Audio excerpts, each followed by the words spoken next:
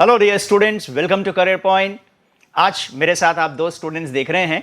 ये वो दो स्टूडेंट्स हैं जिन्होंने इस साल नीट 2020 में बहुत ही अच्छा परफॉर्म किया है और ऐसी पोजीशन हासिल की है जो ड्रीम पोजीशन होती है हर स्टूडेंट के लिए, हर उस नीट एस्पिरेंट के लिए। एंड आई एम श्योर कि ये स्टूडेंट्स आगे आने वाले टाइम में भी बहुत अच्छा करेंगे। तो सबसे पहले मैं आपको इंट्रोड्यूस करवा देता हूँ। मेरे साथ हैं Vivek Kumar, all India rank 34, और मेरे साथ हैं तनय राज, ऑल इंडिया रैंक 41 नीट 2020। तो सबसे पहले मैं यहां पर कम बोलूंगा बच्चों, एक बात बता दूं, क्योंकि हम आपको जो कुछ भी एडवाइस करते हैं वो आप जानते ही हैं। लेकिन आज आपके दो हीरोज हैं, आपके सीनियर्स हैं जिन्होंने नीट 2020 क्रैक किया और ऐसी पोजीशन हासिल की है, और इनका एक्सपीरियंस, इन्होंने क्या किया, क्या नहीं किया, क्या करना चाहिए, क्या नहीं करना चाहिए, यही अपने मुंह से आपको बताएंगे। और हम सिर्फ यहां पर वो चीज डिस्कस करेंगे जो आपकी एकेडमिक्स के लिए, आपकी पढ़ाई के लिए बहुत जरूरी है। तो विवेक और तनय, first just introduce yourself to all these students, your juniors. myself तनय राज, मेरी नीट ऑल इंडिया रैंक 41 है और मेरी छत्तीसगढ़ में फर्स्ट रैंक है और मैंने इस साल नीट दिया था। और इन्होंने 12th के साथ ही दिया था और 12th में भी इनका परसेंटेज 95 से ज़्यादा रहा है। यानी 12th के साथ ये काम करना, ऑल इंडिया रैंक 41 तक पहुंच जाना अपने आप में मायने रखता है बच्चों, है ना। तो एक बार जोरदार तालियां आप अपने अपने रूम से बजा दीजिए, अपने अपने जहां बैठे हुए वहीं से बजा दीजिए। और अब now it's your turn. My name is Vivek Kumar, मैं ऑल इंडिया रैंक 34 रहा मेरा और वेस्ट बंगाल टॉपर हूँ। बोर्ड में भी मेरा मार्क्स 95% थी और मेरे मार्क्स 705 थे। यस, और इतना ही नहीं बल्कि मैं आपको एक चीज़ बताता हूँ, रैंक दोनों की डिफरेंट हो सकती है, जैसा आप देख ही रहे हैं कि 34 एंड 41 है। लेकिन सबसे बढ़िया बात यह है कि दोनों बहुत अच्छे फ्रेंड्स हैं, दोनों ने साथ साथ पढ़ाई की है, दोनों ने एक दूसरे को सपोर्ट किया है और फाइनली नीट 2020 में दोनों ने स्कोर भी 705 पाया है। दोनों का स्कोर 705 रहा। Isn't it your dream score my dear students? क्या आपको नहीं लगता कि 705 का स्कोर बहुत ही शानदार स्कोर है ना? तो एक बार आप लोगों को बहुत बहुत बधाई, शुभकामनाएं, और आने वाले फ्यूचर के लिए भी हमें उम्मीद है कि जो अभी हासिल किया इसको आप कंटिन्यू करेंगे और बहुत आगे तक जाएंगे। Thank you.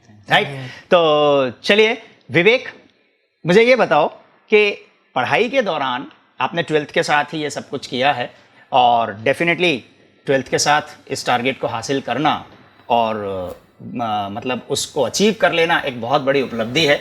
जब आपने 705 अपना एग्ज़ाम देने के बाद अपना स्कोर देखा होगा, की चेक की होगी और 705 का स्कोर पाया होगा, तो मन में क्या लगा था? मतलब ऐसा नहीं लगा था कि यार फर्स्ट रैंक आ जाएगी इस बार? तो मतलब मुझे लग रहा है कि I may be at first rank. Family members मेरे बोल रहे थे कि 705 में रैंक 1 तो पक्का है, कभी भी नहीं गया। हाँ वही तो, उसमें रैंक 1 आने के चांसेस है। सब कोई पॉजिटिव सोच रहा था। हाँ। मेरा फिजिक्स में एक गलत हुआ जो मेरे को लगता था कि बाकी सब करेक्ट करेंगे। हाँ। तो इसलिए मैं उतना जितना मम्मी पापा जितना श्योर थे कि रैंक 1 है, मैं उतना नहीं था, पर मेरे को बहुत अच्छा लगा था अपना स्कोर। तो ये बहुत अच्छा लग रहा था उस समय, सब फैमिली भी खुश थे। भाई हमें तो 705 पर फर्स्ट ही लगेगा, बहुत ऑब्वियस सी बात है या नहीं? है ना, और क्योंकि आज तक कभी हिस्ट्री में भी नहीं गया। ठीक, और तनय तुम बताओ कि जब 705 का स्कोर देखा तुमने अपना तो कैसा लगा? अच्छा, तनय के बारे में आपको एक खास बात बता देता हूँ। तनय ने फिजिक्स में, कैन यू गेस कितना स्कोर किया होगा? 3 क्वेश्चन इन दोनों के ही गलत हुए हैं, लेकिन फिजिक्स जिसको देखकर मुझे लगता है, जब भी मैं मेडिकल एस्पिरेंट से बातचीत करता हूँ तो हमेशा मैं देखता हूँ कि बच्चे फिजिक्स को लेकर थोड़ा घबराते हैं। But you will be surprising, means it might be a shocking information for you कि फिजिक्स में तनय ने हासिल किया 180 out of 180। Isn't it amazing? हाँ, isn't it amazing बच्चों, है ना? तो एक बार जोरदार तालियां इस बात के लिए भी। और now tell me your experience कि तुम्हें कैसा लग रहा था जब 705 का अपना टोटल चेक किया कि हाँ मज़ा आ गया इस बार? मैंने जब चेक करके मम्मी को बताया तो मम्मी तो बहुत ही खुश हो गए थे। सबसे पहले मंदिर गए होंगे। हाँ, हम लोग उसे शाम को चले गए थे। हाँ। फिर मतलब ऐसा लग रहा था कि हाँ मतलब टॉप 10 में तो आ ही सकते हैं। हाँ। पर वही है, फिर रैंक इन्फ्लेशन। बड़ा कंजर्वेटिव सोचते हो यार। हाँ? नहीं, क्योंकि हम लोग से बात हो गई थी, हम दोनों के एक दूसरे से थे, उसके भी उतने थे, मेरे भी उतने थे। हाँ। तो उनको लगा था कि नहीं हमारे फ्रेंड्स और भी अच्छा भाई हम तो 705 पर फर्स्ट रैंक एक्सपेक्ट कर रहे थे। पहले शुरुआत में जब किया था तब तो एक्सपेक्टेशन था, बट फिर और फिर जब रैंक आई आपकी 31 और आपकी 34 एंड 41, तब कैसा लगा?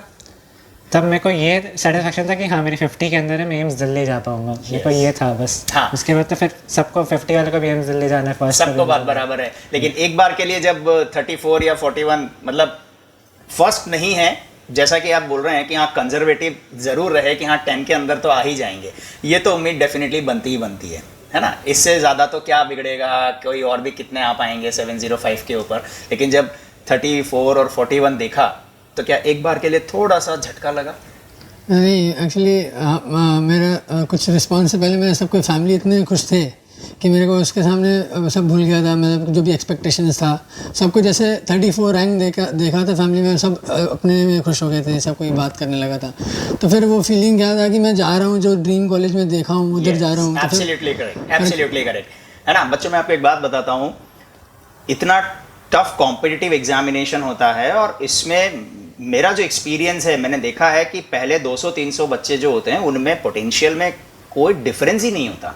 दे ऑल आर इक्वली कॉम्पिटेंट। वो तो ठीक है, किसी की फर्स्ट आनी है, किसी की सेकंड आनी है। अब आप देखिए टोटल स्कोर भी अगर 705 है और उसके बाद भी रैंक्स में डिफरेंस है तो ठीक है, ये तो जो कुछ सिस्टम है या कुछ पॉलिसीज हैं उनकी वजह से डिफरेंस आता है, तो आने दीजिए।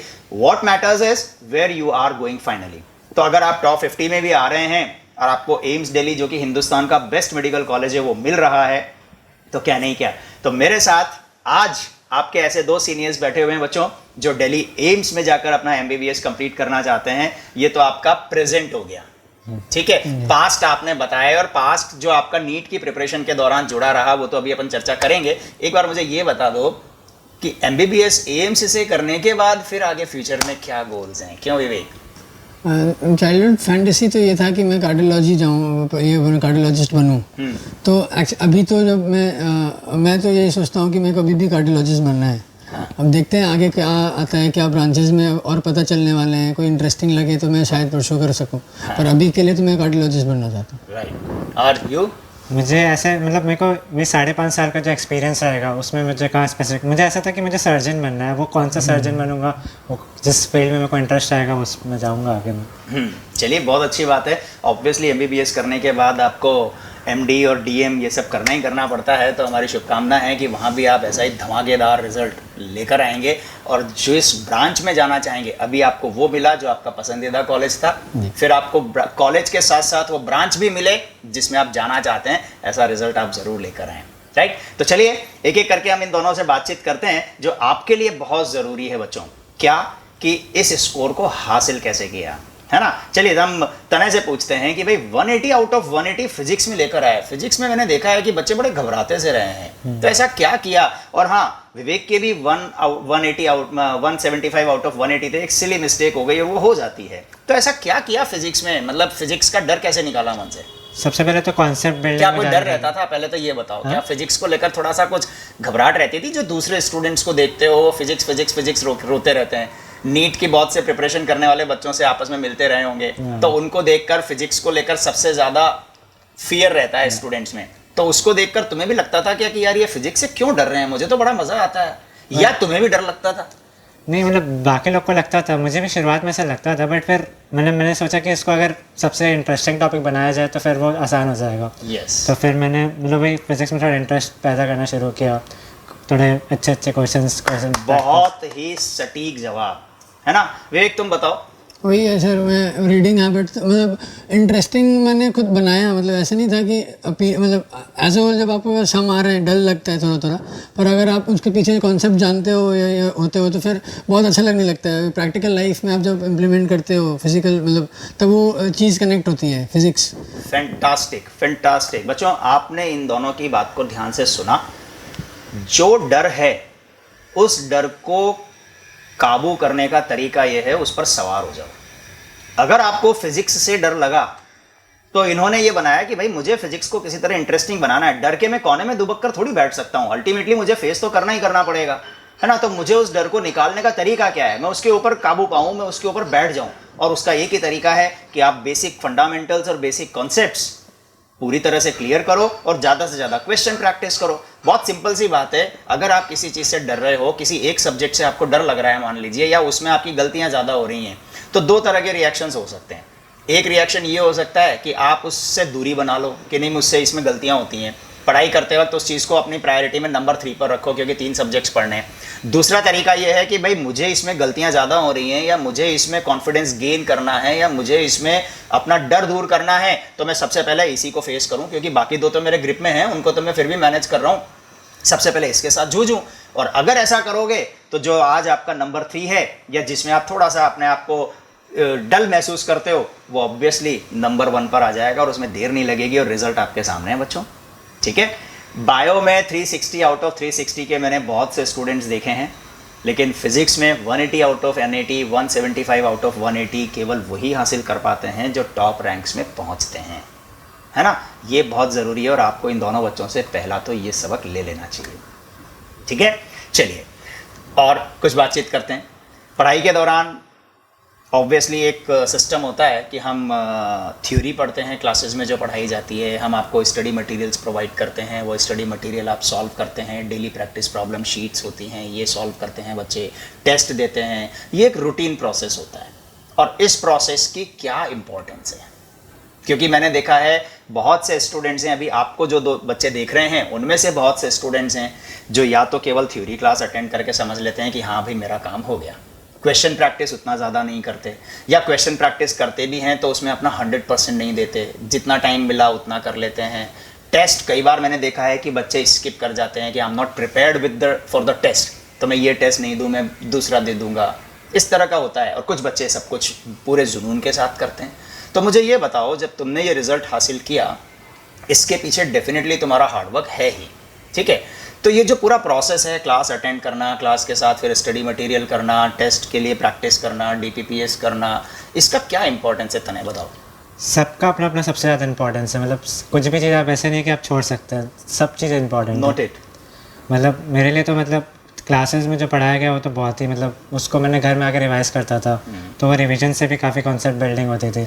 फिर टेस्ट तो मतलब बहुत ही, मतलब टेस्ट से आपको पता चलता है कि आप कहाँ हो, क्या लैक कर रहे हो, तो वो तो मतलब एक गिफ्ट की तरह होता है, उसको तो आपको देना ही है। और मैं जानता हूँ ऐसे बच्चे रेयरली कोई टेस्ट मिस करते हैं, वो भी तब जब सिर से पानी गुजर जाए कि मैं तो वहाँ 3 घंटे, मेरी तबीयत आज इतनी ख़राब है और मैं 3 घंटे के लिए टेस्ट में बैठ ही नहीं सकता, तभी वो टेस्ट मिस करते हैं, वरना ये टेस्ट कभी मिस करते ही नहीं है, है ना। स्टडी मटेरियल के बारे में बताओ विवेक। जैसे तने ने बोला, सब चीज़ इक्वल इम्पोर्टेंस रखती है, मैं इसमें 100% एग्री करता हूँ, क्योंकि ये जो चीज़ें आपको एक रूटीन बनाने में फोर्स करती है, एक डिसिप्लिन ला जाता है, अपने आप ऑटोमेटिकली आप उस रूटीन में ढल जाते हो कि पढ़ना है, फिर उसके हिसाब से टेस्ट देना है, उससे एनालिसिस करके अपने आप को प्लेस करना है और वापस अपने जो भी लैक हो रही है उसमें टाइम देना है। तो ये सब जो रिपीट में चलती है तो हर एक चीज़ परफेक्ट होने लगती है। जैसे कि हमने क्लास में पढ़ा, फिर उसको घर में आकर रिवाइज़ करना होता है, और रिवाइज़ करने पे रिवाइज़ करते रहो, ये डेली चलते रहता है। फिर टेस्ट से पता चलता है कि हमने कैसे पढ़ा है, कैसे नहीं, क्या लैक हो रहा है, तो फिर ये चीज़ अगले टेस्ट में हम नहीं रिपीट करें जो भी गलती की है, तो हर एक चीज़ परफेक्ट होती रहती है। तो सब चीज़ इक्वल इंपॉर्टेंस रखती है। बिल्कुल सही है, बहुत ही ज़रूरी है। और ये जो इन्होंने सिस्टम बोला है ना, ये यूनिवर्सल सिस्टम है टॉपर्स का। जो इस सिस्टम को फॉलो करता है वो आगे बढ़ता ही बढ़ता है। भाई बच्चों, मैं आपको एक चीज़ बताता हूँ, है ना, चक्की के 2 पार्ट होते हैं, उसके बीच में गेहूं आ गया तो उसको तो पिसना ही पड़ेगा ना। और अगर वहाँ पर ये गेहूं दिमाग लगाए कि नहीं यार मैं नहीं पीसूँ, तो बताओ आटा बनेगा क्या। तो जब इन्होंने डिसीजन ले लिया कि मुझे डॉक्टर बनना है, तो ये गेहूं की तरह उस सपने के बीच में आके फंस गए। तो अब तो उसमें जो काम करने की ज़रूरत है वो करना ही पड़ेगा। अगर वहाँ आपने अपनी अकल लगाना शुरू कर दिया कि नहीं मैं ये नहीं करूँ, मैं वो कर लूँ, मैं वैसे नहीं करूँ, वैसे करूँ, तो बिगड़ जाएगा। यानी उस सिस्टम को, जो हमारा इतना पुराना सिस्टम है, जो पढ़ने के लिए ज़रूरी होता है किसी भी बच्चे के लिए, उस सिस्टम को आपको फॉलो करना ही करना पड़ेगा। और उस सिस्टम का पार्ट है आपकी क्लासेस अटेंड होना, आपका उस क्लास के बाद, इन्होंने एक बहुत अच्छी बात बोली है, घर आने के बाद रिवीजन करना। ये बहुत असेंशियल है। क्लास में जो आपने पढ़ा वो आप बहुत ज़्यादा देर तक रिटेन नहीं कर पाते हो, और जो टीचर आपको देता है आपकी ग्रैस्पिंग 100% नहीं होती, क्योंकि आप पहली बार पढ़ रहे होते हैं उस चीज़ को। टीचर की एफिशिएंसी बहुत होती है क्योंकि वो उन चीज़ों को कई सालों से पढ़ा रहा है। लेकिन अगर आपने उसे घर आने के बाद रिवाइज कर लिया तो आप अपनी ग्रैस्पिंग को और ऊपर ले जाते हो। और अब अगर उसके बाद आपने उन क्वेश्चंस की प्रैक्टिस भी कर ली, तो ये मानकर चलिए कि जो कुछ टीचर ने डिलीवर किया आपने उसे 100% के लेवल पर पहुंचा दिया, और आप इस सिस्टम से अलग नहीं हो सकते। और फिर फाइनली टेस्ट देना। अभी जो विवेक ने बात बोली है कि टेस्ट का एनालिसिस करते थे कि कहाँ गलती करी है, ये बहुत इंपॉर्टेंट है। केवल टेस्ट देना ही ज़रूरी नहीं है, टेस्ट का एनालिसिस करना ज़रूरी है। मैं हमेशा एक बात बोलता हूँ बच्चों, टेस्ट असली में तब शुरू होता है जब आपका टेस्ट खत्म हो जाता है। आपको समझ में नहीं आया होगा मैंने क्या बोला, है ना? लेकिन इस बात का मतलब ये है कि टेस्ट देना एक चीज़ है और उस टेस्ट का एनालिसिस करके ये आइडेंटिफाई करना कि हमने क्या गलतियां करी, उन गलतियों को कैसे कंट्रोल कर सकते हैं और उन गलतियों को कैसे रिमूव करें ताकि अगले टेस्ट में वो रिपीट नहीं हो। ये टेस्ट आपका टेस्ट के बाद शुरू होता है, राइट? तो ये बहुत ज़रूरी होता है बच्चों। एनीवेज, एक बात और बताओ Vivek, study material, daily practice problem sheets, assignments, ये सब करने के अलावा कोई रेफरेंस बुक्स भी फॉलो करते थे? रीडिंग के लिए रखा था एक्चुअली, तो रैशनिक हॉलीडे था जिसमें से रीडिंग स्टफ्स थे और कभी कभी कोई और उसका रिजल्ट है रैशनिक हॉलीडे, फिजिक्स की बुक है, आपको पता है, आप लोगों को हम बताते रहे हैं। वो एक्चुअली मेरे भैया ने प्रेफर किया था, तो इंटरेस्टिंग है। और डे टू डे, जैसे मैंने बोला था कि डे टू डे लाइफ में अगर आप इम्प्लीमेंट करते हैं फिजिक्स कॉन्सेप्ट्स, तो आपको ऐसा नहीं लगता है कि अब ये फार्मूला वो सब जो थिंकिंग प्रोसेस होती है कि फिजिक्स फार्मूला है, वो नहीं लगता आपको। बहुत ईजी वे में सब कॉन्सेप्ट्स लगते हैं, लाइवली लगते हैं, तो उसको वो बहुत इंटरेस्टिंग बना देता है वो सब्जेक्ट को। तो यही है सर। ठीक है। अच्छा, एक चीज़ और बताओ तनय, जैसे स्टडी मटेरियल किया करते थे और मुझे पता है कि एक एक चैप्टर में मिनिमम 200-300 क्वेश्चंस करीब होते हैं, 300 क्वेश्चंस होते हैं एक एक चैप्टर में, क्योंकि आपको क्वेश्चंस की प्रैक्टिस करनी ही करनी पड़ती है। 11th और 12th का जो आपका सिलेबस है, इवन बायो के केस में अगर मैं बात करूं तो नंबर ऑफ क्वेश्चंस 400 तक भी जाते हैं। कई ऐसे चैप्टर्स हैं, फिजिक्स केमिस्ट्री में लगभग 200 से 300 के बीच में वेरी करते हैं एक एक चैप्टर में क्वेश्चंस। 11th एंड 12th दोनों साल का जो आपका नीट का सिलेबस है, उसमें अगर हम काउंट करें तो राउंड फिगर में बात करते हैं लगभग 100 चैप्टर्स हो जाते हैं और एक चैप्टर में आपने 200 से 300 करीब एवरेज क्वेश्चन सॉल्व किए, ठीक है, 400 तक भी गए तो चलो अपन 250 मान लेते हैं ऑन एन एवरेज साइड। एक चैप्टर में 250 क्वेश्चन आप सॉल्व कर रहे हो, 100 चैप्टर्स आपके हैं, यानी आपको साल भर में 25,000 क्वेश्चन सॉल्व करें आपने। प्रिपरेशन के दौरान आपने अपनी नीट देने से पहले 25,000 क्वेश्चन सॉल्व किए। इसके अलावा डेली असाइनमेंट्स होते हैं, डेली प्रैक्टिस प्रॉब्लम शीट्स होती हैं, टेस्ट होता है। क्या वाकई इतने क्वेश्चंस किए थे या नहीं किए थे? ईमानदारी से बोलना। नहीं, जो मॉड्यूल्स में जो जितने भी क्वेश्चंस थे उसको तो मैंने लगाए थे, क्योंकि वो make it, note it my dear students. मैं देखता हूँ बहुत सारे स्टूडेंट्स की शीट इनकम्प्लीट रहती है। अगर इनकम्प्लीट है तो ये मानकर चलो कि आप खुद अपनी रैंक को पीछे सरका रहे हो। ये सच्चाई है बच्चों, है ना? तनय ने सच्चाई बोल दी।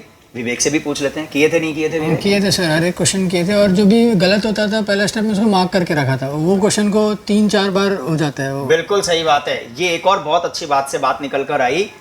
आपको लगता होगा कि ये जो दो हीरो बैठे हुए हैं ना सुपरमैन की तरह, इनसे तो गलतियां होती ही नहीं है ना? विवेक ने अभी अभी क्या बोला कि जो गलत हो जाते थे, ईमानदारी से बताना विवेक, कितने क्वेश्चंस, क्या 100% क्वेश्चन सही होते हैं? जब आप थ्योरी पढ़ने के तुरंत बात करोगे तो आपका एक्यूरेसी बहुत ज़्यादा होता है, पर आप बहुत दिन बात करते हो तो एक्यूरेसी कम हो जाती है ऑटोमेटिकली। ये भी एक बहुत इंपॉर्टेंट बात बोली है, यानी चैप्टर के साथ साथ शीट करते हुए चलो। आप उसको पेंडिंग कर लोगे, मैं सोचूं कि भाई ये पूरा कर लेता हूँ, 10-15 दिन बाद शीट करूंगा, तो एक्यूरेसी सफ़र करेगी ही करेगी। तो गलती होने के चांसेस, गलत तो बहुत ज़्यादा चीज़ है कि अगर गलत हो रहा है तो क्वेश्चन मार्क हो जाएगी, अगली बार रिपीट हो जाएगी। तो आप क्वेश्चन गलत या राइट में नंबर्स पे मत जाए, आप देखिए कि क्या चीज़ गलत हुआ है। यस, वो इम्पोर्टेंट है और क्यों गलत हुआ है और रीज़न भी बताओ ना। बहुत सही बात बोली है तनय। तुम बताओ, जब मैं बोल रहा था ना कि सारे क्वेश्चन सही होते हैं तो तुम्हारे चेहरे पर मुस्कुराहट आ रही थी, ऐसा क्यों? क्या वाकई गलतियां होती थी? हाँ, गलती तो मेरे से तो होती थी, मतलब गलती से सीखते हैं कि क्या गलत हो रहा है। बिल्कुल सही बात है, बिल्कुल सही बात है बच्चों। मैं हमेशा बोलता हूँ आप लोगों को कि साइकिल चलाना सीखते हो ज़िंदगी में। जब साइकिल चलाना पहली बार सीखा था तो क्या ऐसा है कि पहली बार में ही बस पैडल मारना शुरू किया और साइकिल चल पड़ी? ऐसा नहीं था, है ना? आपके पेरेंट्स ने, आपके बड़े भाई बहनों ने आपको पीछे से पकड़ भी रखा होगा, 2-4 बार गिरे भी होंगे और ग्रेजुअली सीख भी गए। यही होता है। अगर ये होता कि नहीं मैं गिर जाऊंगा, चोट लग जाएगी तो मैं करूँ ही नहीं, अरे भाई क्वेश्चन गलत होंगे, नेचुरल है, हर किसी से होते हैं, सभी से होते हैं। फिजिक्स में 180 मार्क्स लेकर आया है 180 में से, है ना? 705 यानी पूरे 180 क्वेश्चंस में से केवल 3 क्वेश्चंस गलत हुए हैं। इन दोनों के 3 क्वेश्चंस गलत हुए और उसी का -5 होकर 705 का टोटल है। उसी पेपर को आज अगर वापस 3 घंटे में लेकर बैठें तो इस बात की कोई गारंटी थोड़ी है कि फिर से उतना ही सही होगा। एक आध क्वेश्चन सिली मिस्टेक में भी हो जाता है। और जब आप क्वेश्चन सॉल्व कर रहे होते हैं, गलतियां हो रही होती हैं, तो आपको उन गलतियों से घबराने की कभी भी ज़रूरत नहीं होती है। है ना। ये आपने मैसेज देख लिया कि क्वेश्चन सॉल्व करना बहुत ज़रूरी है, और अगर हम क्वेश्चन सॉल्व नहीं करेंगे तो हम हमारा नुकसान खुद कर लेंगे, right. So note it my dear students, ये बहुत ज़रूरी है। दूसरी एक और बात अभी विवेक ने बोली कि जो गलत हो जाते हैं वो रिपीट हो जाते हैं, उन पे क्वेश्चन मार्क आ जाता है, फिर हम उनको दोबारा सॉल्व कर लेते हैं। बहुत ही सटीक बात बोली है। इससे आपको दो फायदे हुए, आपका रिवीजन क्वेश्चन बैंक बनता जा रहा है, क्योंकि आप 25,000 क्वेश्चन साल भर में सॉल्व कर रहे हो, जब रिवीजन का टाइम आएगा तब तो सारे क्वेश्चन कर नहीं सकते, तो जो जो गलत हुए हैं उन क्वेश्चंस को तो मुझे रिवाइज करना ही करना है। आज गलत हुआ तो मैं टीचर से पूछ के सॉल्व कर लूंगा, फिर मैं टेस्ट देने जाऊंगा उससे पहले एक बार वापस सॉल्व कर लूंगा, फाइनली जब नीट देने जा रहा हूँगा तब भी मैं सॉल्व करूंगा। मतलब इस गलती को मैं अपना एग्जाम देने से पहले कम से कम 5-7 बार कर चुका हूँगा। अरे वो गलती नहीं रहेगी। लेकिन और फायदा क्या हुआ कि 25,000 क्वेश्चन सारे सॉल्व कर नहीं सकते थे रिवीजन के दौरान, तो आपने कुछ क्वेश्चंस पे मार्क कर लिया, कुछ इंपॉर्टेंट क्वेश्चंस थे, कुछ गुड क्वेश्चंस थे, कुछ जिनमें डाउट्स आए थे, तो आपका रिवीजन क्वेश्चन बैंक बन गया। उन 25,000 को रिड्यूस करके आप 5,000 6,000 पे ला सकते हो, और इतने क्वेश्चन तो कर ही सकते हैं, ठीक है। चलिए एक बात और बताइए कि 180 questions 180 minutes means speed must be very high, means accuracy must be very high. जब आप तेज स्पीड से काम करते हैं तो गलतियां होना स्वाभाविक है। मुझे पता है कि तुम्हारे जो 3 क्वेश्चंस गलत हुए वो तीनों क्वेश्चन तुम्हारी सिली मिस्टेक्स की वजह से ही गलत हुए, एक्यूरेसी पिट गई। ऐसा नहीं था कि वो 3 क्वेश्चन नहीं आते थे, ठीक है, लेकिन 3 ही गलत हुए। ये अपने आप में बहुत बड़ा अचीवमेंट है। मैंने देखा है कि जब इतने ज़्यादा क्वेश्चंस की प्रैक्टिस कर रहा होता है बच्चा तो उसकी गलतियाँ ज़्यादा होती हैं। उन गलतियों को कंट्रोल करने के लिए क्या किया तुम दोनों ने? दोनों से ही पूछूंगा मैं ये क्वेश्चन, है ना। यानी तुमने अपनी स्पीड बढ़ाई, एक्यूरेसी को इम्प्रूव किया, उसके लिए तुमने क्या किया था? स्पीड के लिए तो मतलब जैसे जैसे टेस्ट देता गया तो वो स्पीड अपने आप इम्प्रूव होते गई। एक्यूरेसी के लिए मतलब जैसे कि हमारे में ऑफलाइन होता है तो मैंने मतलब क्वेश्चंस को अंडरलाइन प्रॉपर करता था कि इनकरेक्ट पूछा करेक्ट पूछा, क्योंकि उसमें मैक्सिमम गलती हो जाती है। क्वेश्चन में इनकरेक्ट पूछा रहता है पर हम लोग करेक्ट मान के आ जाते हैं, तो मैं अंडरलाइन करता था, गोला मारता था, मतलब ध्यान से पढ़ता था, क्योंकि वही मतलब रीडिंग मिस्टेक के कारण ही मैक्सिमम इनकरेक्ट हो जाते थे, इसलिए वो मैंने किया वैसे। राइट। और विवेक तुमने क्या किया? सर जैसे आपने बोला था कि स्पीड में जब आप चलते हो तो एक्यूरेसी मेंटेन नहीं होता, वैसे यही मेरे साथ हुआ। नीट के एग्ज़ाम के दौरान मैं काफ़ी अच्छा स्पीड आ गया था, क्योंकि क्वेश्चन डायरेक्ट थे और सिंपल थे, तो स्पीड इतना अच्छा आ गया था कि मैं एक क्वेश्चन पे मैक्सिमम टाइम दे नहीं पा रहा था। मतलब एक कोई क्वेश्चन होता है कि तुमको हर एक ऑप्शन को एनालाइज करना है और हर एक क्वेश्चन के बारे में मतलब हर एक पॉइंट समझना पड़ेगा, तो उसके लिए कम टाइम चाहिए, तो टाइम फैक्टर बहुत इंपॉर्टेंट होता है। वो मेरा एक्चुअली एक्यूरेसी कम कर दिया, क्योंकि काफ़ी फास्ट करने लगा था मैंने एग्ज़ाम के दिन।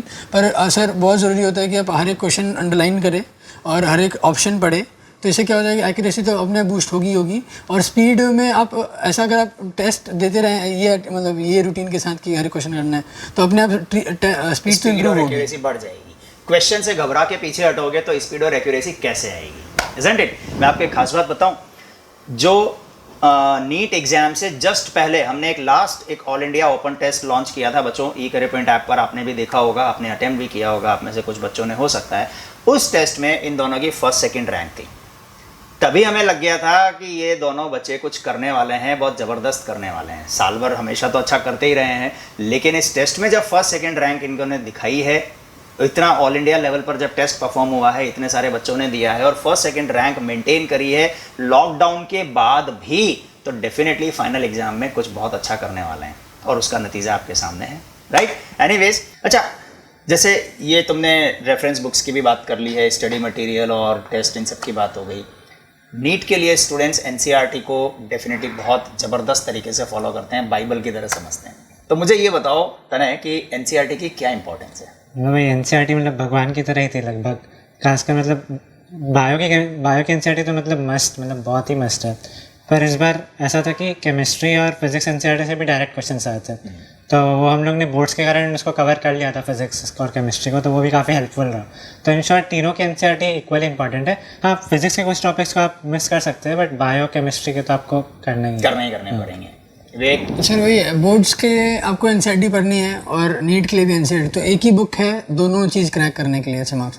तो आप मैक्सिमम टाइम, जितना टाइम आप दोगे उतना बेनिफिट में रहोगे। ऐसे कभी नहीं होगा कि मैं एनसीईआरटी में, अगर देखा जाए तो हम स्टूडेंट बेनिफिट भी देखते हैं, तो एनसीईआरटी एक ऐसा बुक है कि हर बेनिफिट है, मतलब सब बोर्ड्स भी क्रैक होगी और वो नीट में भी काफ़ी अच्छा मार्क्स, क्योंकि देखा जाए कि 180 में 170 के क्वेश्चन आसपास एनसीईआरटी होती है। फिजिक्स को मैं इसलिए काउंट करूँ क्योंकि कॉन्सेप्ट्स होते हैं। यस तो आप जैसे तनन ने बोला, आप फिजिक्स को उतना ऑब्लिगेट नहीं रखे, आप 2-3 चीज़ मिस कर सकते हैं, उसमें टेंशन नहीं है। आप समरी पढ़ ले ज़रूर से फिजिक्स के, और केमिस्ट्री, फिजिकल केमिस्ट्री और फिजिक्स को मतलब जैसे ट्रीट कर सकते हैं एक, और ऑर्गेनिक इनऑर्गेनिक को बायो की तरह पढ़ना है और एनसीईआरटी को थरो करना है। और डायरेक्ट क्वेश्चन थे, लाइन टू लाइन क्वेश्चंस थे, इनऑर्गेनिक, ऑर्गेनिक और आपका जो बायोलॉजी है, ऑफ कोर्स एनसीईआरटी तो करना ही करना है। अच्छा, लेकिन एक बात और बताओ, एनसीईआरटी पढ़ने का तरीका क्या होता है? ये बहुत जरूरी है बच्चों के लिए। एनसीईआरटी को एक रीडिंग की तरह पढ़ लिया जाए, क्लास में थ्योरी कंप्लीट कर रहे हैं टीचर या जो पढ़ाते जा रहे हैं उसके बाद फिर एनसीईआरटी पढ़ा जाए, या क्लास शुरू होने से पहले एनसीईआरटी पढ़ा जाए, मतलब एनसीईआरटी पढ़ी कैसे जाए?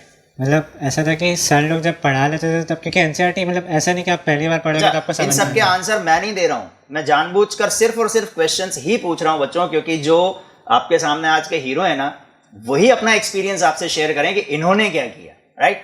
हाँ, तो मतलब एनसीईआरटी ऐसा था कि अगर आप एकदम शुरुआत में पढ़ रहे हो तो ऐसा डायरेक्ट आपको पूरी समझ में नहीं आएगी समझ में। पहले सर लोग जब थ्योरी पढ़ा लेते थे उसके बाद हम लोग एनसीईआरटी ऐसे पढ़ते थे, तो उससे ज़्यादा क्लियर होता था। और फिर वही मतलब रैपिड रिवीजन, जितना आप रिवीजन करोगे एनसीईआरटी का उतना फायदेमंद रहेगा। और मैं तो हाईलाइट करता था, और कुछ इंपॉर्टेंट पॉइंट्स आता था तो मैं अलग से पेपर में लिख लेता था। मैंने ऐसे किया था। विवेक? वही है कि पहला बार में आपको एक्सपेक्ट कर रहे हैं कि सब समझ में आ जाएगा तो नहीं हो सकता है। पहला बार टाइम लेता है बहुत, और आपको टाइम इन्वेस्ट भी बहुत ज़्यादा करना पड़ेगा पहला टर्न में। उसके बाद आप साथ में हाइलाइटर रख सकते हैं, रेड पेन, आप अंडरलाइन करते रहें कि इसमें डायरेक्ट क्वेश्चन बन सकता है, इधर क्या क्वेश्चन बन सकता है, वो आप लिखते चले। अगली बार वो पढ़ के हम चैप्टर, एक्चुअली जो मैंने अंडरलाइन किया वो एक्चुअली एक्चुअल मैटर है वो चैप्टर का, तो अगली बार पढ़ेंगे तो वो भी पढ़ने से पूरा काम चल जाता है। तो आप एनसीईआरटी को रिपीट मोड में रखें, मतलब वही मैं जैसे बोला था कि दोनों बोर्ड्स और नीट के लिए सबसे इंपॉर्टेंट होता है एनसीईआरटी। तो आप मैक्सिमम टाइम जितना टाइम रिवाइज करेंगे, जितना ज़्यादा बार पढ़ेंगे उसको, आप वो बेनिफिट और बढ़ते रहेगा, ऐसा लगता है। सबसे बढ़िया बात क्या होती है बच्चों की, जो इन्होंने बोली है कि आप चैप्टर से पहले अगर एनसीईआरटी पढ़ लोगे ना, तो वाकई उसकी जो इन्फॉर्मेशन हैं उनको आप पिक ही नहीं कर पाओगे, वो समझ में ही नहीं आएगी, टाइम भी ज़्यादा लगेगा। क्लास में थ्योरी चल रही है, टीचर ने पढ़ाया, आपने थोड़ा पढ़ा, सब चैप्टर को समझा, उसके बाद आप एनसीईआरटी पढ़ो, आपको लाइन टू लाइन समझ में आती चली जाएगी, है ना? विवेक ने भी एक बहुत अच्छी बात बोली है कि जो इंपॉर्टेंट पार्ट होता है उसको हाईलाइट करते हुए चलते हैं, और वो आपको बार बार रिवाइज भी करना पड़ता है। लेकिन मैं यहाँ पर आपको एक चीज़ सजेस्ट करना चाहूँगा, मैंने देखा है बहुत से स्टूडेंट्स की तरीका क्या होता है, हाथ में मार्कर पकड़ते हैं और एनसीईआरटी पढ़ना शुरू किया और पूरी एनसीईआरटी को, पूरी बुक को कलर कर देते हैं। यानी जो इंपॉर्टेंट है और जो इंपॉर्टेंट नहीं है सब आपने एक ही कर दिया, तो फायदा कुछ नहीं हुआ। यानी बहुत केयरफुली जो वाकई लगता है, जो बात समझ में आई, समझने के बाद आप मार्कर चलाइए। पहले मार्कर नहीं चलाना है, पहले मार्कर चला दिया और समझ में नहीं आया तो सब बेकार हो गया, फिर तो सब कुछ आपको नए सिरे से ही पढ़ना पड़ेगा। नहीं समझ में आया, भले ही वो कितना इंपॉर्टेंट हो, मत करिए अंडरलाइन। क्यों? क्योंकि अभी तो समझ में ही नहीं आया, तो आप कैसे बोल सकते हैं इंपॉर्टेंट है या नहीं है? हाँ, दोबारा पढ़ेंगे और फिर समझ में आएगा तो तब कर लीजिएगा। जो समझ में आ रहा है और जिसको लगता है कि हाँ ये वाकई बहुत क्रिटिकल और कॉम्प्लेक्स इंफॉर्मेशन है, वो जरूर अंडरलाइन करते हुए चलिए। ठीक है? एक और बात बताओ, जैसे क्लास नोट्स भी होते हैं, टीचर क्लास में पढ़ाते हैं, आपको नोट्स लिखवाते हैं, आपने रेफरेंस बुक भी फॉलो किया ना, आपने एनसीईआरटी भी फॉलो किया, तो अलग अलग जगह आपकी इंफॉर्मेशन होती है। इनको किस तरह से एक्यूमुलेट किया जाए, समराइज किया जाए कि आपको अलग अलग मल्टीपल बुक्स में बार बार नहीं घुसना पड़े, उसके लिए क्या करना चाहिए? जैसे मैंने मतलब लॉकडाउन के समय तो मैंने रेफरेंस बुक छोड़ी, मतलब रेफरेंस बुक मैंने प्रेफर भी नहीं की थी ज़्यादा, तो मैंने जो क्लास नोट्स और जो एनसीईआरटी था उसको मैंने एक जगह एक्यूमुलेट करने की कोशिश की थी। तो मैंने एनसीईआरटी, जैसे बायो के एनसीईआरटी में साइड में बहुत स्पेसेस रहते हैं, तो जो क्लास नोट और जो मॉड्यूल के जो इंपॉर्टेंट पॉइंट्स थे वो मैंने एनसीईआरटी में लिख ली थी, ताकि जब मैं लास्ट टाइम रिवीजन करूँ तो वो एनसीईआरटी के थ्रू सब हो जाए, तो मुझे बार बार उधर उधर देखना ना पड़े। तो मैंने वही एक ही चीज़ लास्ट में एनसीईआरटी ही फोकस किया था। विवेक? वही रेफरेंस बुक्स रूटीन में नहीं था, वो कभी एक चीज़ नहीं समझ में आया तब मैं पढ़ लिया, ऐसा था, तो वो कभी लोड नहीं था, तो उसको मैं सिर्फ अपना रीडिंग पर्पस के लिए रखा था।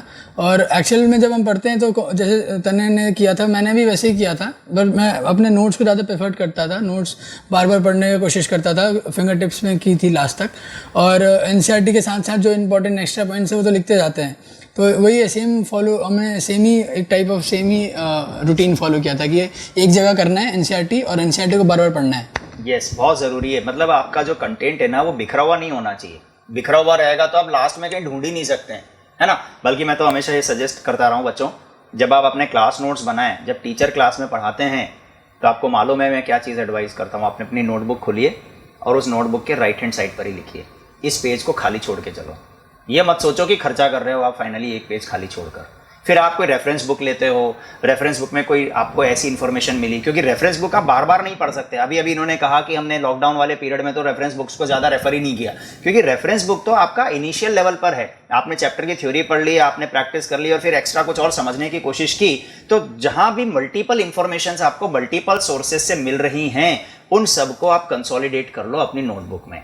और नोटबुक में कंसोलिडेट करने के लिए आपको पहले जगह बनाकर चलना पड़ेगा। जगह कैसे बनाओगे? क्लास में टीचर ने जो लिखवाया वो यहाँ लिखा हुआ है, ये पेज खाली है, इससे रिलेवेंट कोई भी इंफॉर्मेशन नई समझ में आई, कहीं से भी मिली हो, उसको यहाँ लिख लो, तो आपको कहीं भी भागने की जरूरत नहीं पड़ेगी, सब एक जगह आ गया। कुछ केसेस में ये पेज खाली पड़ा रहेगा, पड़ा रहने दो, क्या नुकसान हो रहा है? एक पिज़्ज़ा कम खा लेना ना साल भर में, और क्या फर्क पड़ेगा? 500-700 रुपए के रजिस्टरी तो एक्स्ट्रा भरेंगे तो बहुत आसानी से आप अपना ये काम कर सकते हो। तो ये बहुत ज़रूरी है रिवीजन के लिए फोरकास्ट करते हुए चलना कि जो मैं आज पढ़ रहा हूँ ये केवल आज ही नहीं पढ़ रहा हूँ, ये मुझे बार बार पढ़ना है और मैं अपना आगे का टाइम आसान करूँ, इसके लिए प्लानिंग करके चली जाए, राइट। एनीवेज, लॉकडाउन की बात निकली, तो मुझे ये बताओ कि लॉकडाउन वाले पीरियड में खुद को कैसे मैनेज किया, क्योंकि तुम्हारे बोर्ड के एग्जाम्स खत्म हो गए थे मार्च में, नीट पोस्टपोन होना शुरू हो चुका था, फर्स्ट डेट आई, फिर सेकंड डेट आई, है ना। तो उस पीरियड में खुद को कैसे बैलेंस किया? तने बताओ क्या किया तुमने लॉकडाउन के पीरियड में कि इतना अच्छा रिजल्ट दे पाए? इनिशियली तो मतलब उतना फोकस नहीं बन पाया था, मतलब स्टडी आवर्स बहुत कम हो गया था जब घर गए थे, तो घर में उतना मतलब शुरुआत में तो उतना एटमॉस्फेयर नहीं था। फिर धीरे धीरे मम्मी पापा ने काफ़ी सपोर्ट किया, तो फिर एटमॉस्फेयर बना। फिर मेनली हम लोग ने कंसंट्रेशन, जैसे हम लोग एक दूसरे से डिस्कशन फोन में बात करते थे, तो वो डिस्कशन से हमारा कंसंट्रेशन बना रहा, तो वो एक काफ़ी अच्छा वो था। और टेस्ट के बाद एनालिसिस, वो जो टेस्ट होते थे लॉकडाउन में, वो टेस्ट ने भी हमको काफ़ी सपोर्ट किया। यस, तो और विवेक तुमने? मैं घर नहीं जा पाया क्योंकि घर में थोड़ा कंस्ट्रक्शन के काम चल रहे थे, मम्मी मेरे साथ रुक गई थी यहाँ पर। तो हमने वही पढ़ना तो वैसे ही कंटिन्यू रखने की कोशिश किया था। थोड़ा सा पॉइंट आया था कि कंटिन्यूटी ब्रेक होने के चांसेस, और न्यूज़ बार बार सुनने की वजह से डिस्ट्रैक्शंस हो रहे थे। तो कैसे ना मम्मी ने मेरे को समझाया कि ये सब इम्पोर्टेंट नहीं है, अपना पढ़ाई करो, अपना कर्म करो सिर्फ।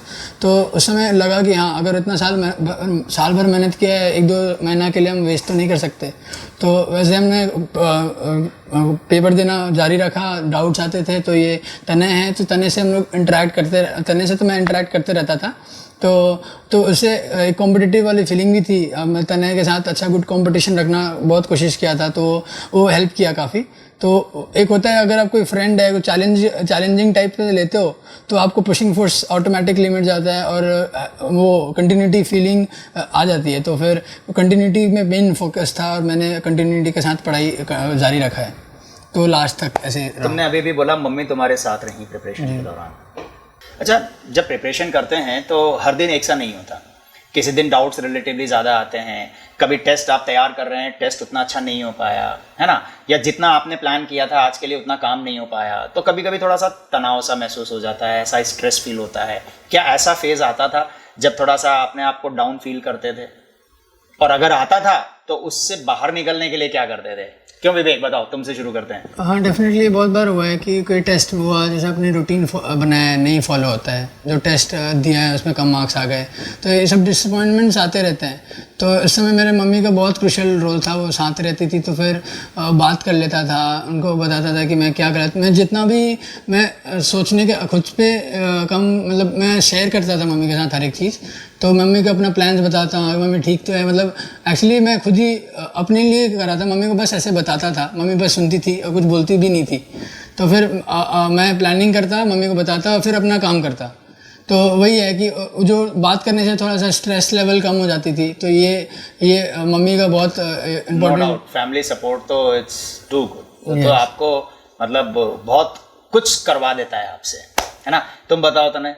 मतलब मेरा भी ऐसा रहता था, जैसे मतलब मैं, मम्मी तो मतलब घर में रहती थी, मैं हॉस्टल में रहता था, तो जब भी ऐसा होता था, मतलब ऐसा तो बहुत बार हुआ था तो फिर मैं तो मम्मी से कॉल कर लेता था, तो मम्मी मतलब अच्छे से समझाते थे, तो वो मतलब फिर वो सब हो जाता था ढंग से। वो सब डिप्रेशन लेवल तो आता था काफ़ी। आता है भाई, आपका 12 महीने में सर्दी गर्मी बरसात मौसम एक सा नहीं रहता, चेंजेस लगे रहते हैं, तो आपका जो माइंड सेट है वो भी हमेशा एक से कैसे रह सकता है। कभी आप बहुत हाई फील कर रहे होते हैं, कभी डाउन फील कर रहे होते हैं, है ना। लेकिन आपके पास मैकेनिज्म होना चाहिए, आपका इंटरनल मोटिवेशन फैक्टर बहुत अच्छा होना चाहिए, और ये जो फैमिली सपोर्ट है ना, दैट इज टू गुड।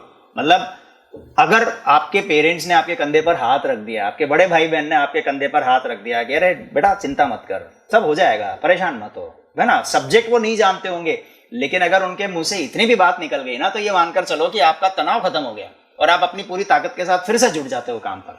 तो no doubt this is really a great thing. Anyways, lockdown के पीरियड में जैसे टेस्ट देते थे, जो final all India test series हमने लॉन्च की थी, जो फाइनल AIOT लॉन्च किया था, वो भी इन्होंने ऑनलाइन ही दिया, है ना। और कैसा लगा मतलब ऑनलाइन पर टेस्ट देते वक्त, और ऑनलाइन का जो, चूंकि लॉकडाउन के पीरियड में थोड़ा बहुत ऑनलाइन की तरफ मूव हुई, वो तो इसी साल क्योंकि ऑनलाइन का सिचुएशन आया, तो तुम्हें कैसा लगा ऑनलाइन के केस में? एक और बहुत प्लस पॉइंट मैं देखता हूँ, बहुत सारे स्टूडेंट्स अपने अपने घरों पर रहते हैं, और सारे बच्चे तो कोटा कोचिंग पढ़ने के लिए नहीं आ पाते, अपने अपने घरों पर रहते हैं। उनको ऑनलाइन का इस पीरियड में जितना डेवलपमेंट हो गया है, और उन्हें बहुत हेल्प भी मिल रही है, टेस्ट वगैरह भी वो देते हैं, फैमिली का सपोर्ट भी उनको साथ में मिल रहा होता है क्योंकि घरों पर रहते हैं। तो तुम्हें कैसा लगा, जैसे ऑनलाइन के केस में तुम्हें क्या नज़र आता है कि हाँ इससे मतलब एक लेवल पर बहुत अच्छे तरीके से सपोर्ट भी बना? कैसा लगता है, तने बताओ। जैसे मतलब हम लोग का जैसे नीट तो ऑफलाइन ही होता था, बट अब सिचुएशन ही ऐसी थी कि ऑफलाइन पेपर पॉसिबल नहीं था, तो ऑनलाइन में मतलब अडेप्ट हो गए थे फिर। तो फिर ऑनलाइन में मतलब रहता है कि आप मतलब एक्यूरेसी थोड़ी कम हो जाती है, क्योंकि क्वेश्चन रीडिंग मतलब आप अंडरलाइन नहीं कर सकते, बट वो भी फिर प्रैक्टिस में आ गया था। फिर वही OMR हर चीज़ की जा सकती है, अगर आप प्रिपेयर्ड हो, प्रैक्टिस करोगे तो हर चीज़ की जा सकती है। तो वही ऑनलाइन का एक्सपीरियंस तो अच्छा था काफ़ी। विवेक?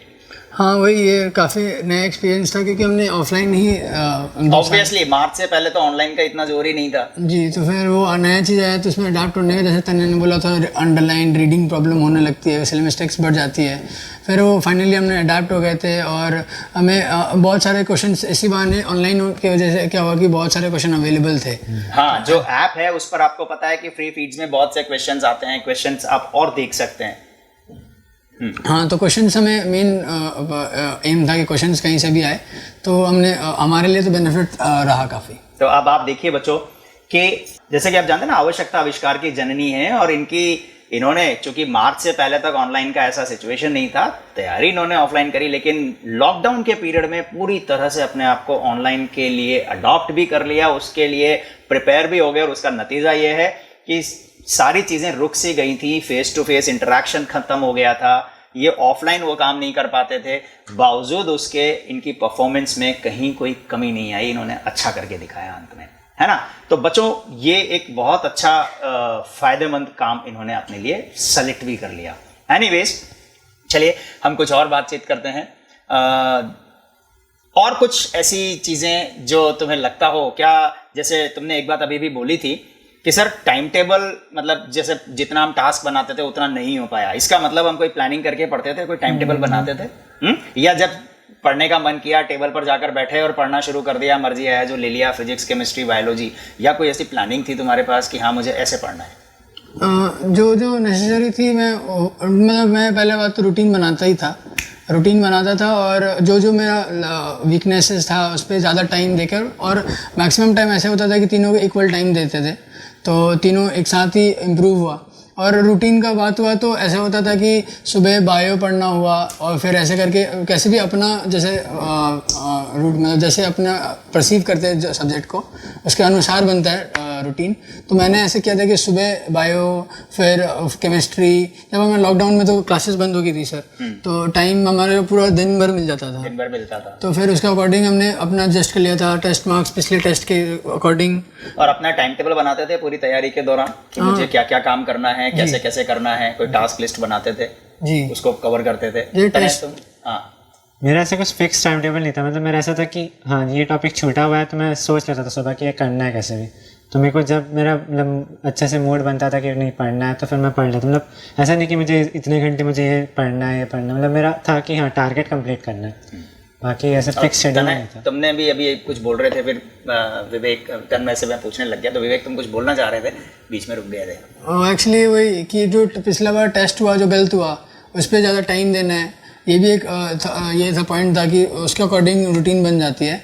तो वही है सर कि सब कुछ ध्यान रख के एक रूटीन बनाते हैं, डेली को फॉलो भी करने की कोशिश करते हैं। ऐसे होगा कि एक दो चीज़ मिस हो जाएगी बाद में। बिल्कुल सही बात बोली है।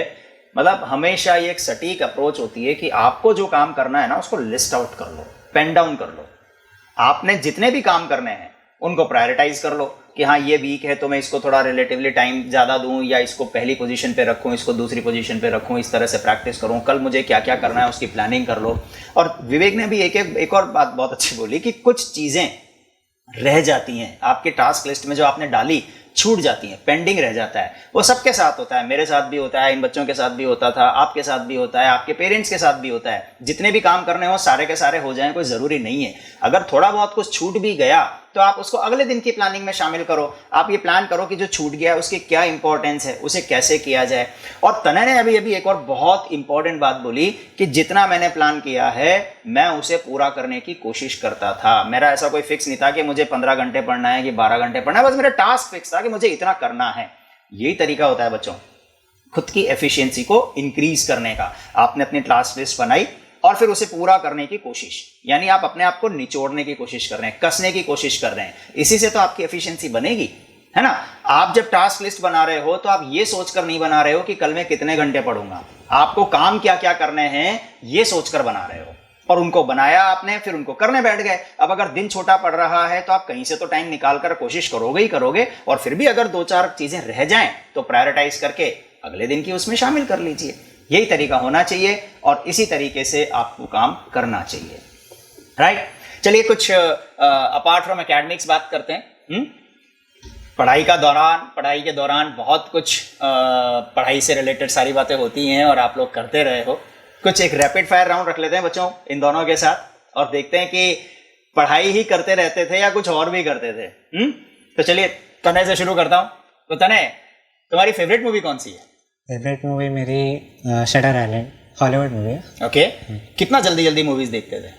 मतलब 11th-12th में तो उतना हुआ नहीं, मतलब नोटेड। मुझे पता था कि ये जवाब आने वाला है। हाँ हाँ। बाकी अभी जैसे एग्जाम्स खत्म होगा उसके बाद तो फिर हर रोज हो ही जाती है 2-3 हाँ, अभी तो खाली है। हाँ? अच्छा विवेक, तुम्हारी? सर मैं थोड़ा मार्वल का फैन हूँ, तो 2 मूवीज ही देखी थी मैंने 11-12 में।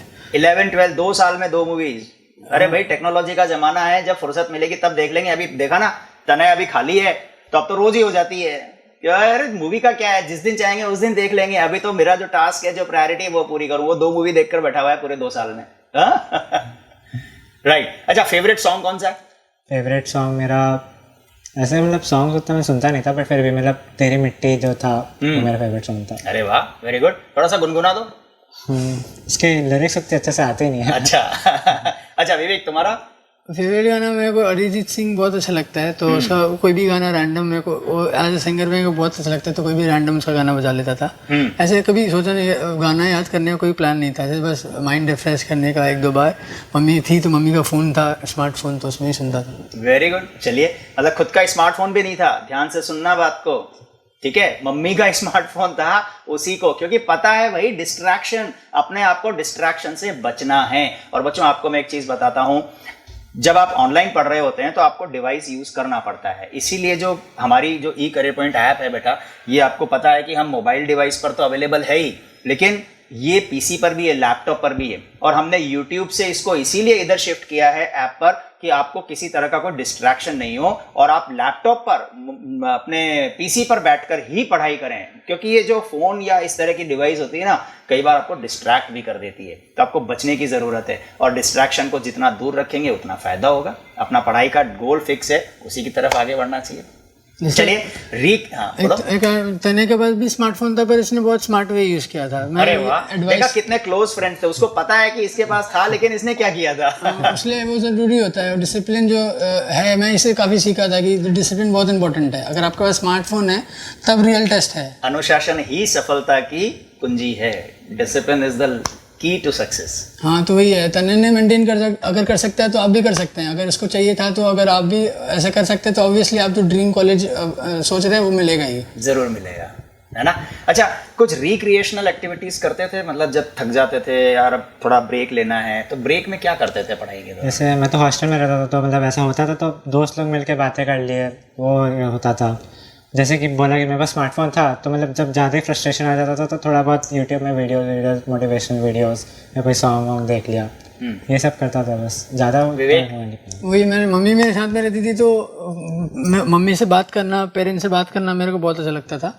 उसे पूरा दिन भर में किसी को शेयर कर देते हैं तो काफ़ी लगता है कि लोड या जो भी माथा में जितना भी चीज़ें चल रही थी सब वैनिश हो जाती है।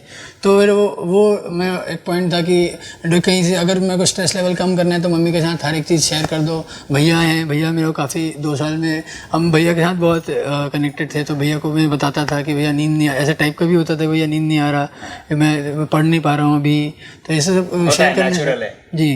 तो ये भैया के साथ शेयर, मम्मी के साथ शेयर करके बहुत चीज़ रिड्यूस हो जाती है स्ट्रेस। एक बहुत इंपॉर्टेंट सवाल पूछ रहा हूँ, दोनों से पूछूंगा। तने मुझे ये बताओ कि 11th एंड 12th इस पूरे 2 साल में कितनी बार वीडियो गेम्स या मोबाइल पर गेम्स खेले हैं? मोबाइल गेम्स तो बिल्कुल नहीं खेला था। नेवर। विवेक से भी पूछ लेते हैं। विवेक बताओ। मेरे पास फ़ोन नहीं था, बटन वाला था, तो उसमें भी। लो भाई, बटन वाला फ़ोन था। अरे भाई मुझे पता है बहुत से बच्चे टाइम पास पे या व्हाट्सएप, फेसबुकिंग, मोबाइल गेम और पता नहीं कौन कौन सी सोशल ऐप पर बैठे रहते हैं। उन सब चीज़ों से अपने आप को बचाइए अगर आप इनके जैसा कुछ अचीव लाइफ में करना चाहते हैं तो। बहुत ज़रूरी है, जब तक आप अपने आप को तपाएंगे नहीं उस सोने में निखार कैसे आएगा। और पोटेंशियल सब में होता है बच्चों, लेकिन उस पोटेंशियल को धार देने के लिए, उसको रिजल्ट में कन्वर्ट करने के लिए पहले खुद को तपाना पड़ता है, जैसा इन्होंने किया, राइट। अच्छा, कुछ गेम्स वगैरह पसंद है? मोबाइल गेम तो नहीं खेलते थे, कुछ गेम्स? आउटडोर गेम में मेरा बैडमिंटन, मैं स्टेट लेवल तक भी गया था 10th में। उसके बाद फिर तो 11th में छूट ही गया था, मैं वापस उसको ज्वाइन करूँगा कॉलेज जाके। तो मतलब मेरे को बैडमिंटन काफ़ी अच्छा लगता था। ओके। हाँ, मैं भी बास्केटबॉल खेल लेता था, स्कूल टीम में था वैसे। तो 10th तक ये सब था। 11th-12 में ना मेरे को टाइम मिलता, ना मैं इसको रखा था कि मैं करूँगा, तो वही तो वो 10th तक ही था खेलना। वैसे बास्केटबॉल मेरे को पसंद है खेलना। हाँ, लेकिन आप चाहें तो आप थॉड़ा बहुत एक रूटीन बना सकते हैं। डेली आप 15-20 मिनट, आधा घंटा बैडमिंटन खेल सकते हैं। इससे एनर्जी भी बढ़ती है, आपका दिमाग जो एक थॉट प्रोसेस चल रहा होता है वो भी ब्रेक होता है और एक स्फूर्ति भी आती है, तो अच्छा रहता है। तो इसमें कोई बुराई नहीं है। You can continue with these kind of outdoor games but with a very limited time, right. Anyways बच्चों, तनय, बहुत सारी बातें हमारी हुई हैं। अपनी तरफ से तुम्हें लगता है कि हाँ मैं सर ये चीज़ और बताना चाहता हूँ तो वो भी बताओ। आपने नहीं पूछी, मैं बताना चाहता हूँ। जैसे मतलब मेरा ऐसा था कि जो टेस्ट के बाद जो गलतियाँ होती थी तो मैं अलग से एक कॉपी बनाया था, मेंटेन किया था मैंने। बहुत ज़रूरी है, बहुत अच्छी बात है। तो फिर वो मतलब ऐसा था कि जो नीट के मैंने 3-4 दिन पहले से वही कॉपी पढ़ी थी। वो कॉपी एक्चुअली बहुत मोटी हो गई थी क्योंकि 2 साल के टेस्ट काफ़ी ज़्यादा थे, काफ़ी सारी गलतियाँ हुई थी। इससे ये पता चलता है बहुत सारी टेक गलतियाँ हुई थी, तभी वो कॉपी मोटी हो गई थी। तो मतलब वो 3-4 दिन तो उसी को रिवाइज करके गया था, तो वो भी हेल्पफुल रहा। मैंने इधर मिस्टेक की थी तो मुझे पता था कि एग्जाम में यहाँ हो सकती है गलतियाँ। विवेक? हाँ, वही आप डाउट्स के लिए कॉपी बनाएं। मतलब थिंग्स को जितना ज़्यादा अरेंज, जितना ज़्यादा सिस्टमेटिक बनाएंगे आपको उतना ही बेनिफिट मिलता है। तो मैंने डाउट के लिए अलग कॉपी बनाया था, ट्रिक्स के लिए अलग बनाया था, और फिर शॉर्ट नोट्स भी बनाए थे फिजिक्स के, 1 पेपर थ्योरी ऐसे टाइप। बहुत अच्छी बात है। तो वही तो जो डाउट्स थे मैंने एक बार देख लिया एग्ज़ाम से पहले, और जो मैंने ट्रिक्स बनाए थे जो भी शॉर्ट, जो बायो में तो बहुत हेल्प करती है ट्रिक्स, आप बहुत सारे एग्जाम्पल्स याद कर सकते हैं। तो आप ट्रिक्स याद रखें और डाउट्स को सबसे ज़्यादा प्रायोरिटी दिया करें, क्योंकि कुछ चीज़ पढ़ने के बाद आपके पास जो रहता है डाउट्स ही रहता है, और वो अगर क्लियर हो जाए तो पूरा 100% प्रिपेयर हो जाता है आपका सब जो भी चीज़ आपने पढ़ा है। बहुत अच्छी बात अभी बोली इन दोनों ने। और तने ने आपको एक चीज़ और बोली है कि भाई मैं डाउट्स की कॉपी बनाता था। विवेक ने बोला है कि मैं डाउट्स को इकट्ठा करके रखता था, उनको देखता था। आपने कहावत भी सुनी है, निंदक नियरे राखिए। वो डाउट्स जो है ना, वो आप किसी को भी अच्छा नहीं लगता डाउट्स के बारे में बात करना। अरे कितने क्वेश्चंस गलत हो गए थे, लेकिन अगर आप उसको देखेंगे कि मुझसे ये गलतियाँ हो रही हैं और अगला टेस्ट जाने से पहले आप उन गलतियों को देख कर जाएंगे तो एटलीस्ट वो गलतियाँ नहीं होंगी तो कोई नई तरीके की गलतियाँ होंगी, उनको भी लिख लेंगे।